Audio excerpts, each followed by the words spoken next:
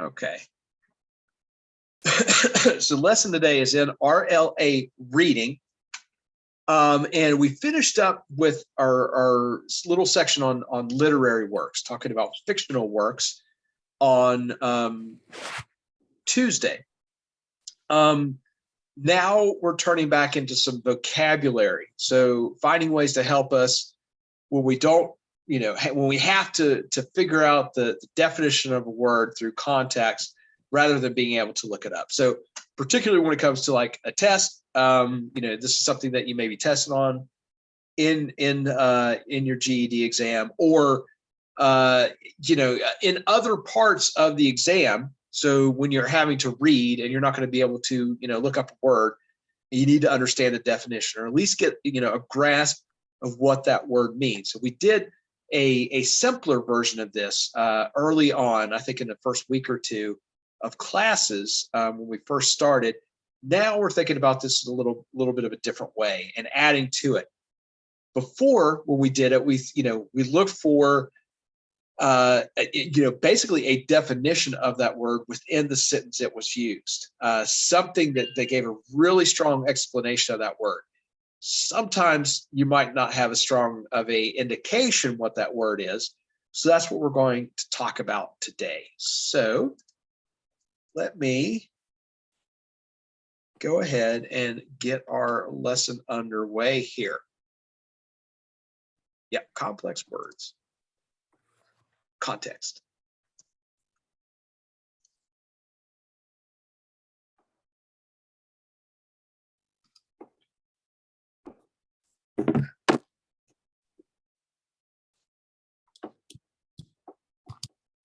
Hello, this is Maria, and I'm going to teach the lesson Complex Word Context.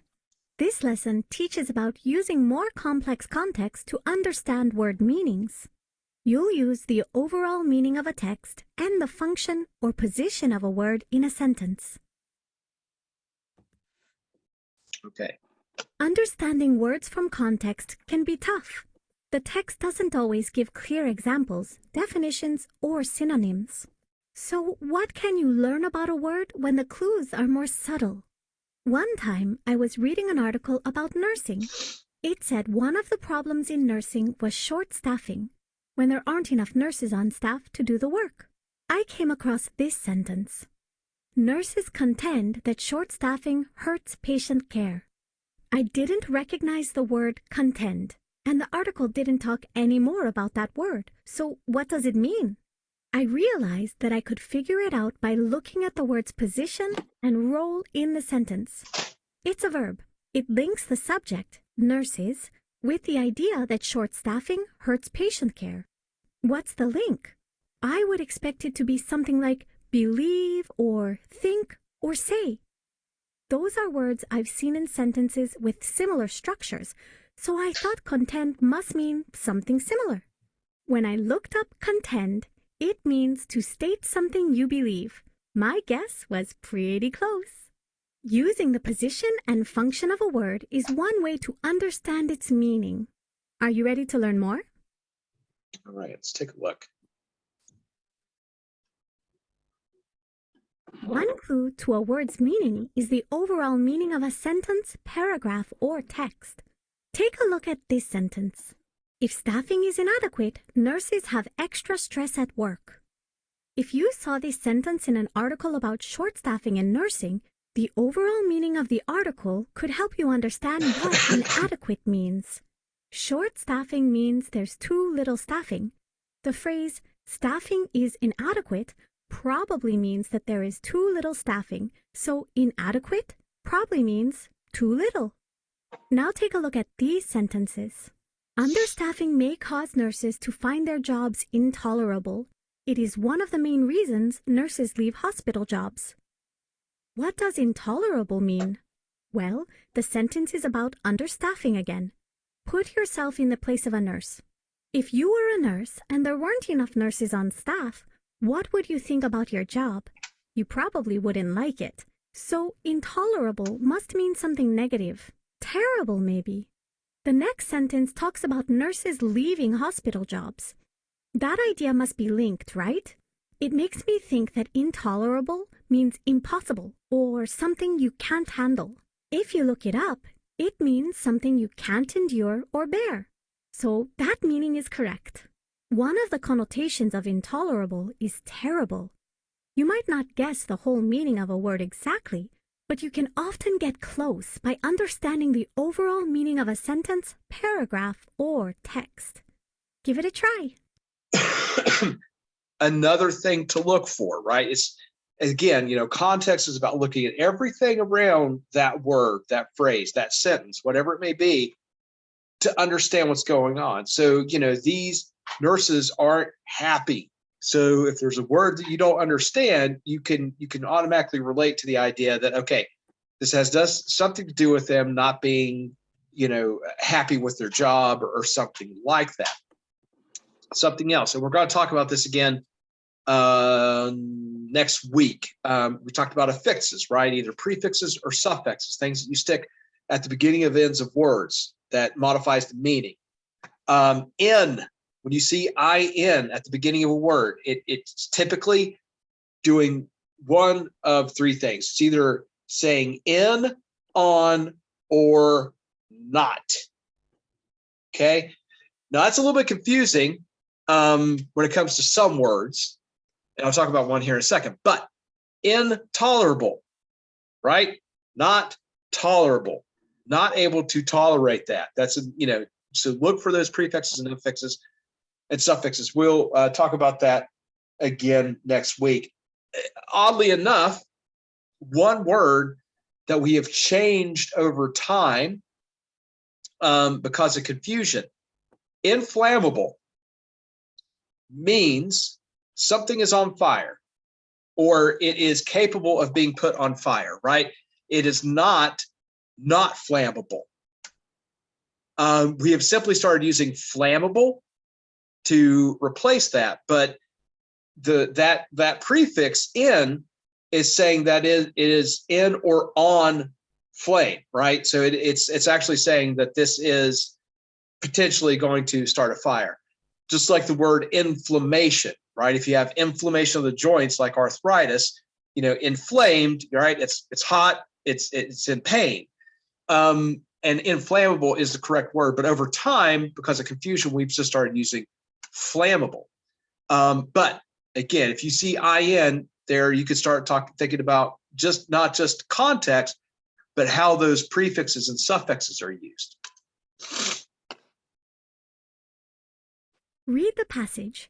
Which choice is the best definition of the word accelerated in sentence 2? Okay, let's see. I'll probably just read the first paragraph here. We'll get the idea. So talking about black holes. And we are looking at the word, what was the word again? Accelerated. So pay close attention to accelerated when we get to it in sentence 2. A black hole has gravitational pull so intense that nothing, not even light, can escape it once inside a certain region called the event horizon. As gas and dust or even entire stars are sucked in, the material is accelerated and heated to very high temperatures. This in turn results in the emission of X-ray light. Black holes containing lots of nearby gas and dust produce tremendous amounts of X-ray light. So, which choice then is the best definition of the word accelerated in sentence 2? Cause to move faster. Cause to move faster. Yeah, there we go. So something else to consider, right? You may know one definition of a word, but we well know that there are oftentimes several definitions that you're going to find in a dictionary. And that's where context is going to come into play as well, because it may be a little bit different. Accelerated could be increased. I've never heard it used as destroyed or necessarily made larger, possibly more significant though. But you have to be careful. Great job. When you're picking these Accelerated answers. means something is caused to move faster. Picture gas and dust moving into a black hole. The passage describes gas, dust, and stars being sucked into something. It makes sense that those elements would begin to move faster. Yeah, and just pointing that out, right? That's the idea here is about context. And so if you're presented with this on a test, don't make assumptions. You want to make sure that you're reading the passage to understand the context, because you may be very familiar with one of the definitions there and intuitively want to pick one. Like this is a good example because accelerated, typically is caused to move faster, right? Just like your car accelerates. But there are other definitions. And the only way to really make sure you're getting the right answer is to make sure you're reading. The other thing to look at is the position or function of a word in the sentence. Where is it? What does it describe? Is it a noun, a verb, an adverb, or an adjective? Looking at the position of a word in a sentence and its role in the sentence will help you understand its meaning. Take a look at this sentence. In one study, staffs with fewer nurses were associated with more patient deaths. What does the word associated mean? Well, it has an ed ending and comes after the word were. It's a verb in the sentence. What type of verb would you expect to connect fewer nurses with more patient deaths? This sentence is talking about a study. So how would you expect someone to talk about study results? You might think about cause and effect or about showing a link or connection.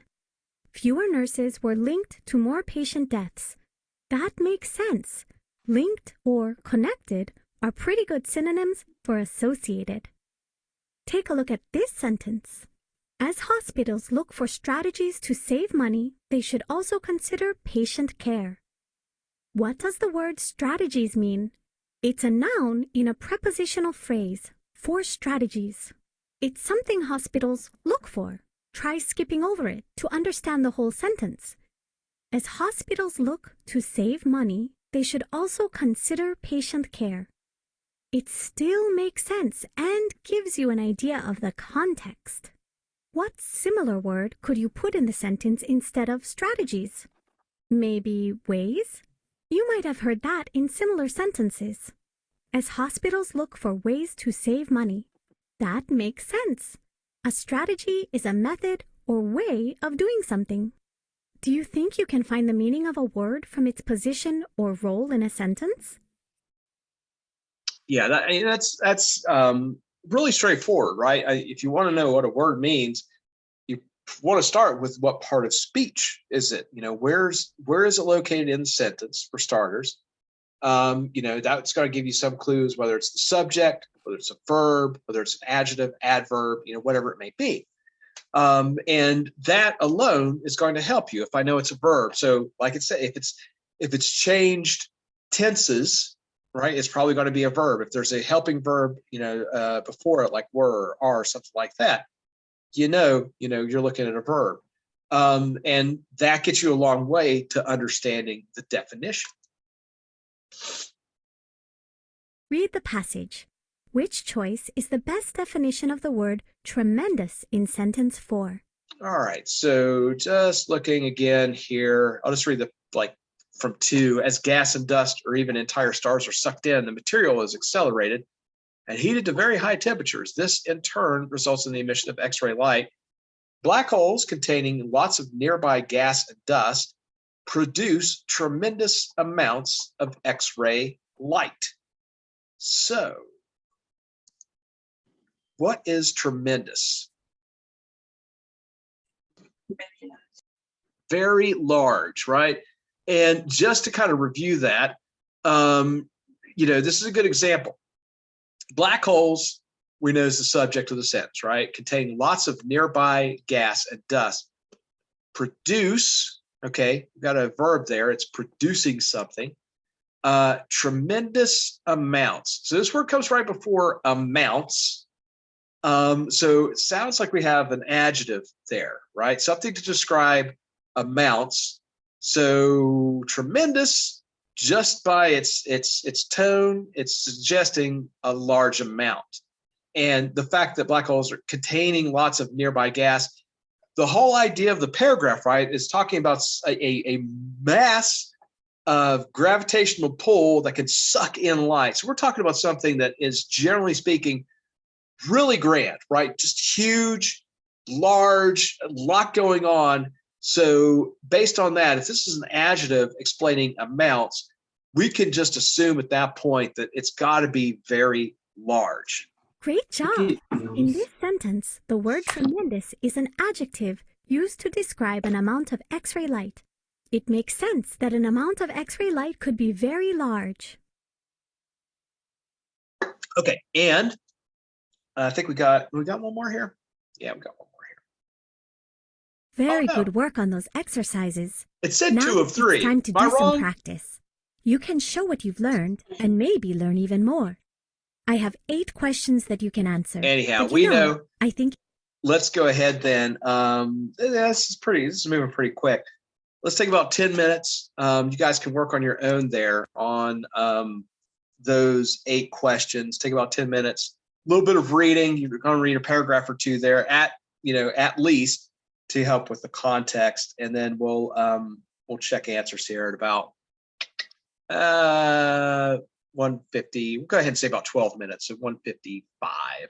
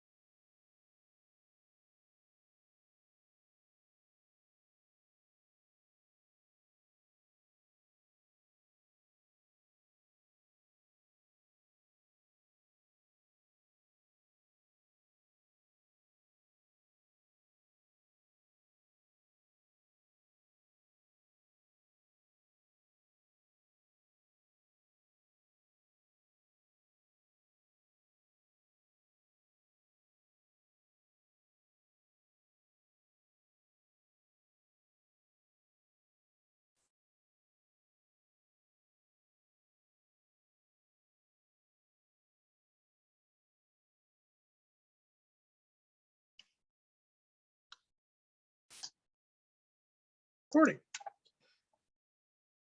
So our first question here was, which choice is the best definition of the word intense?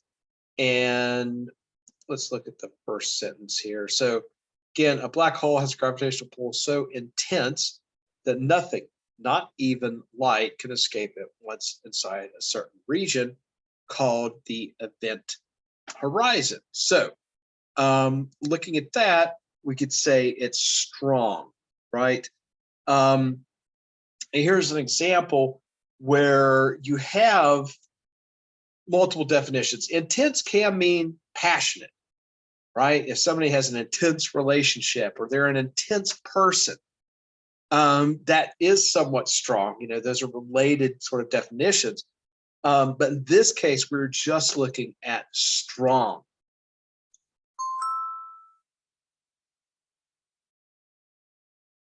So sometimes it can be passionate, but in talking about a black hole, right? We've already talked about, these other ideas, these forces that a black hole cause.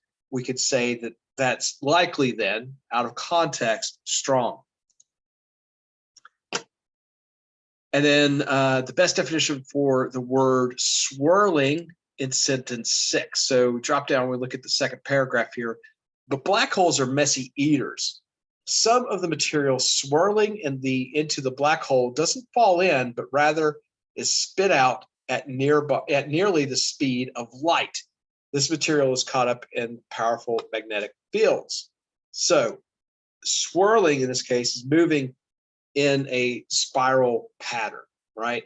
We can eliminate some of those other choices. Moving smoothly, right? That nothing in that sentence and that idea. For starters, a messy eater, right? Calling a black hole a messy eater, and some of the material swirling into the black hole doesn't fall in. It doesn't sound like something that is moving smoothly or in a straight line. Black hole, kind of indicates that it's going to be moving, maybe circular, or jerky, or burst, and in burst. So spiraling patterns, what we're looking for. There you go. And so which choice is the best for definition for collapse? Here's another one that can have multiple definitions. So looking at 11, stellar black holes form when the center of a very massive star collapses in upon itself. So here we actually get a little bit of a clue from that idea of in upon itself, right? So in that way, we're probably looking at falls or folds into a small space, collapse, right? But we also know that collapse can have a different definition, particularly with like a sudden failure. So the collapse of the Soviet Union, or something like that. The economic collapse of a state or something along those lines would be a sudden failure.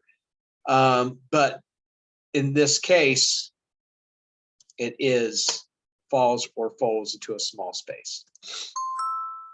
Okay. Excellent. You got the.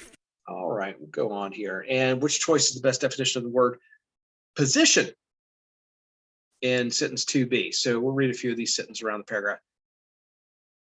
Okay, so here we have, this is a different passage. So this is an excerpt from the beginning of the novel. Rudolph Rassendyll's sister-in-law is embarrassed by his appearance. With his red hair and distinctive nose, Rudolph looks like the Elfbergs, a royal family from another country. One of Rudolph's ancestors reportedly had an affair with an Elfberg, causing children to be born with Elfberg features. So the second paragraph here. My dear Rose, I answered laying down my egg spoon.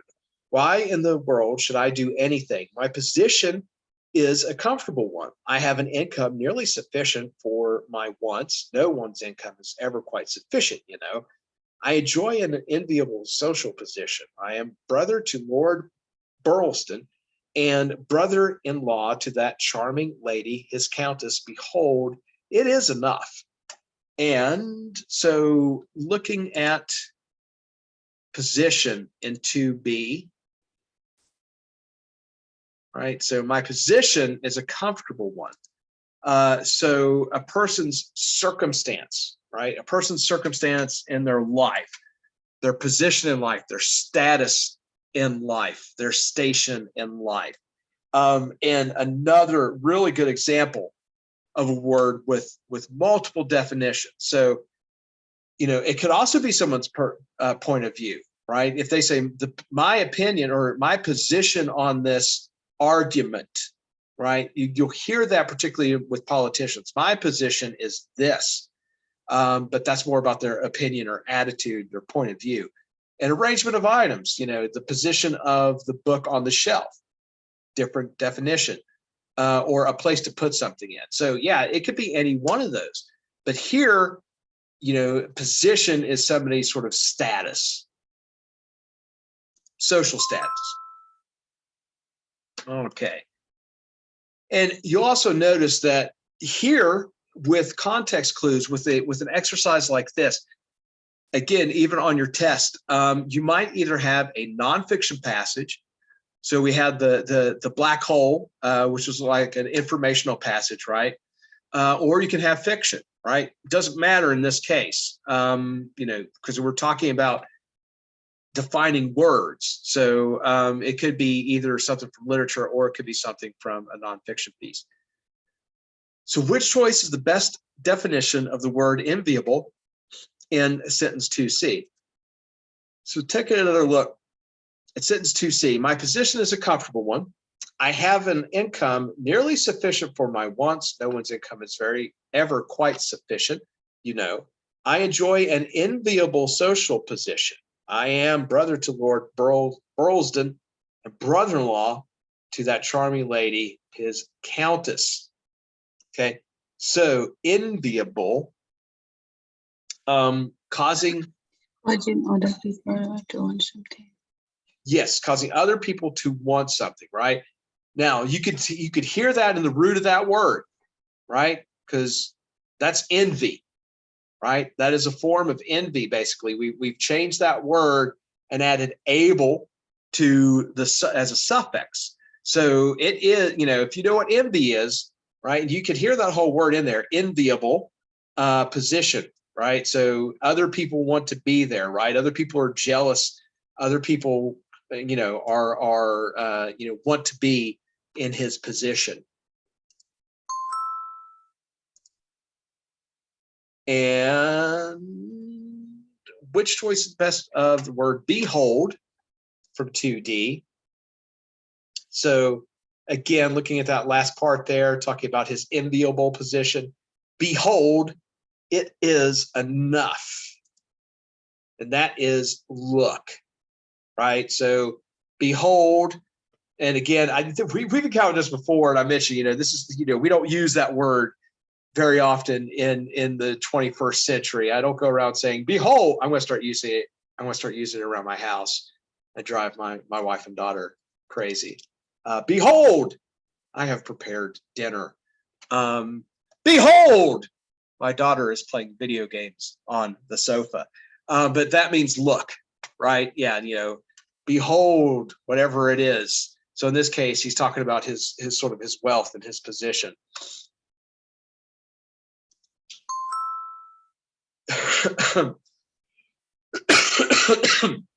So which choice is the best definition of the word observed? So again, a word could, and the other thing about multiple definitions, usually they're related. You can have something that's way off base, it's still different, but somehow they're usually connected, even if you have different definitions. And observed is kind of one of those words, but you have to be careful when you see it that you're using the right definition. So sentence 3, you are 9 and 20, she observed, and you've done nothing but. And he replies, not about, it is true. Our family doesn't need to do things. So here it's noted or remarked, right? She's noting that he is 29 years old. Observing could simply be watching, right? Or, detected. I asked if someone saw. That's a little bit out of the realm, I think, there, but certainly out of the other ones you could see that. So noted in a remark, and that's again, here's a good idea to look at when you see something like that. In this case, it's in literature. It's in fiction writing, and we have dialogue, right? And that word in that case is used instead of she said, right? It's used in place of, she remarked. It's, thinking about the context there, it's used to describe how she spoke back to him. So we know that it has to have some type of related idea there about remarking on something. Which choice is the best definition of the word ancestry in sentence 6? Besides her attractions, she possessed a large fortune, and my brother Robert was wise enough not to mind about her ancestry. Ancestry is, in fact, a matter concerning which the next observation of Rose's has some truth. So here, it's family your family tree, your descended from. So family, someone is descended from. That not a whole lot of different definitions for ancestry. Usually rated to these are the yeah. So family, someone is descended from. That's typically where you're going to see. But again, the other idea here is not just words that have different definitions, but you may not know that word, and the idea is to really think about the context around it to help How you did you through. do figuring out the meaning of words by context? Sometimes it can be tough, but the more you think about the meanings of words and how they're used, the faster your language skills will improve, even if you can't always come up with the right meaning. Remember, look at the overall context of a sentence, paragraph, or text. What's happening? What's it describing? That will help you understand unfamiliar words. Also look at how the word is used. What's its part of speech? What is it describing in the sentence? What other word could you substitute that would make sense? That will help you understand its meaning too. Always try to use context when you're struggling with a word you don't understand. Quick results to see how you did on the questions. Okay, so let me finish up here by mentioning this as well. This is a great skill to have going into your test. Obviously, this is something that you may be tested on. They may ask you questions about a definition of a word. Outside of that type of scenario where, you need sort of a sudden definition and you need to work your way through stuff, I will always recommend, if you are reading and you do not know a word and there's no time constraint, like if you're reading for pleasure, or if you're sitting down, reading an article, whatever it is, look it up. I imagine most of you have a phone by you. Just go to your browser, type in that word, hit definition, and get an actual definition for it. This is a really great skill to have to understand words that you in those situations. If you're testing, if you're not capable of, but never just rely on context clues or assuming a definition. If you have trouble with the word, and I still do it. When I'm reading, I encounter stuff all the time. I'm like, or I'm not real clear on it. If I'm just using context clues, and I'm thinking, well, I kind of know. A lot of times I'll still go look up the definition to make sure I get a clearer understanding. And there's no harm in that whatsoever, to make sure that you're clear on what you're reading. So anyway, that being said, any questions on context clues or moving forward over the next couple weeks? I'll mention this as well. What we've done in the past, and most likely we'll do this as well, because language arts is such a involved class, so it takes so long. When we get through social studies and you guys start testing, and you guys are make your way through your practice test, we have the sort of new time slot available. So I usually double up on language arts classes. So once everybody starts testing for social studies, we can always go back and review social studies or make some arrangements. So if you don't do well on the practice test, or if you take your final test, you don't do well, we can always come back and do some review.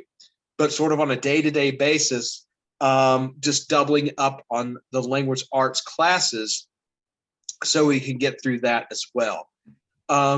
Usually the way things go, what we've seen in the past, social studies you take first, you get that out of the way.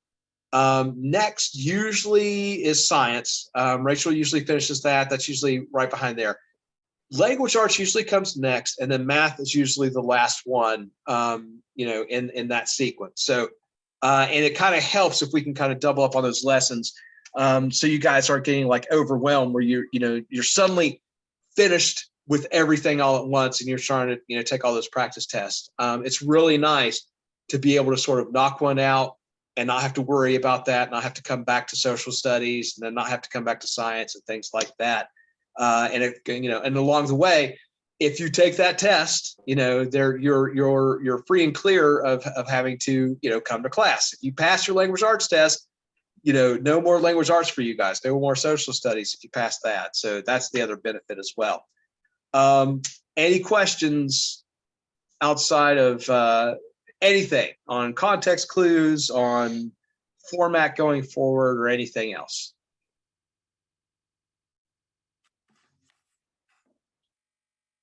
All righty then. We need to pass practice, then we have to do the exam again. So if just kind of example. So when we get finished with social studies, Tracy Johnson will reach out to you about scheduling a practice test, which will be paid for, right?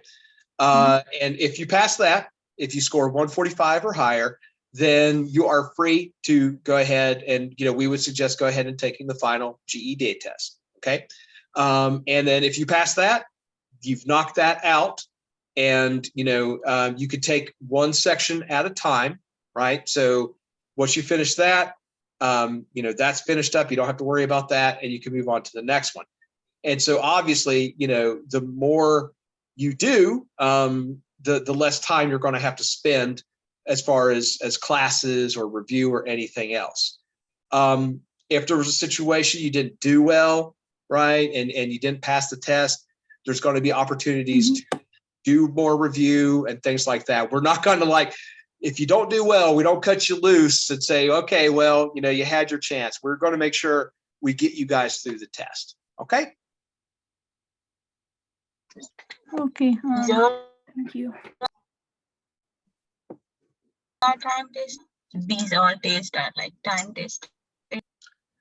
The practice test is, I believe, timed, and the final test is timed as well. So that the practice test really will give you a good indicator of how prepared you are, right? So time-wise and everything. This is one thing, like I said, I know English is a second language for a lot of you. To try to increase your reading speed some, if you can, expose yourself to more reading in your spare time to help. Because a lot of times what we've seen more than anything else, the time to take to finish sometimes can create a problem, right? And not to panic or anything, because everybody's a little bit different. But the amount of reading sometimes can be a little bit of an issue. Okay. Anything else?